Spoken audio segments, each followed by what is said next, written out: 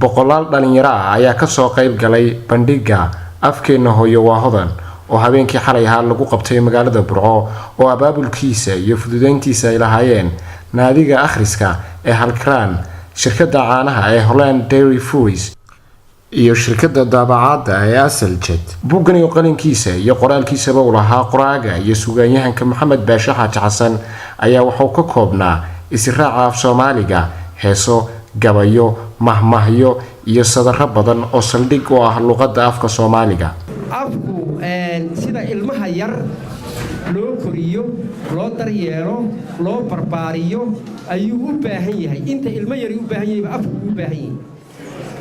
Soomaalidii hore islada uu hodaneyn jiray afka waxa kamid ahaa gabayga, geeraarka, guuxa, guurowga, masafada, saarka, buraanburka, mahmaahda, heesaha dhaqanka iyo hidaha kala duwan, kuwa caruurta lagu koolkooliyo ee lagu ciyaarsiiyo. walaac badan baa laga muujiyaa marka khubarada urbaadha afafku ay af Soomaaliga iyo waayihiisa u koolgalaan. afku inuu dayacmo ama uu lumo ama uu suulo ama tasuuro waxyaalaha keena waxaa ka mid ah ugu weyn in afka ereyadiisu soo ururaan, soo yaraadaan, adeegsiga maalinlaha ay gabaan, ay ka baxaan adeegsiga.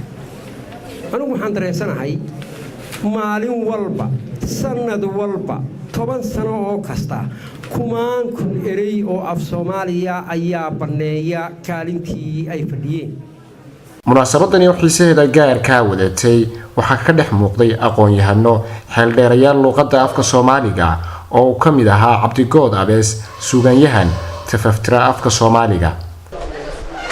hambaliyada iyo sacabka iyo wanaagga anigu caawa ma lihiye Maxamed Baashe waayo waa ka isu keenay ee kuu sheegay afkaagu inuu hodan yahay. shakhsiyaadka maanta Somaliland inaynu aad ilaashataana waxa ka mid ah adoonka inay muraayada sitaan, laakiin bimacna kalba af Soomaaliga iyo maansadu ruuxay ka tagtay.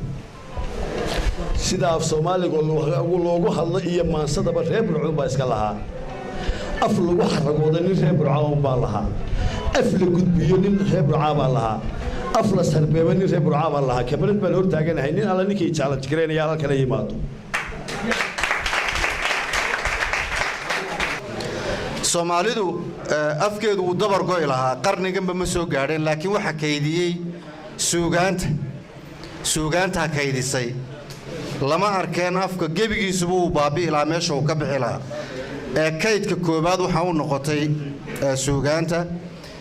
hadalkeennuna ama afkeennuna marka horeba labada qaybood ka kooban yihiin tix iyo tiraabta.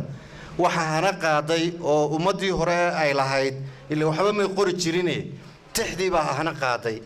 si af Soomaaliga loo dhiirigeliyo dhalinyarada waxaa lagu tartansiiyay su'aalo ku aadan luqadda afka Soomaaliga, kaas oo dhalinyaradii ku guuleysatay su'aalaha lagu abaalmariyay buuggaasi afka hooyo waa hodan. Maxamed Baashe Xaaji Xasan ayaa ka mid ah qorayaasha Soomaaliyeed ee halganka dheer ugu jira sidii loo nooleyn lahaa afka Soomaaliga oo ka mid ah luqadaha inay dabar go'aan looga baqayo. Sakariye Ilyas Ahmed Jakarta, wararka STN, Burco.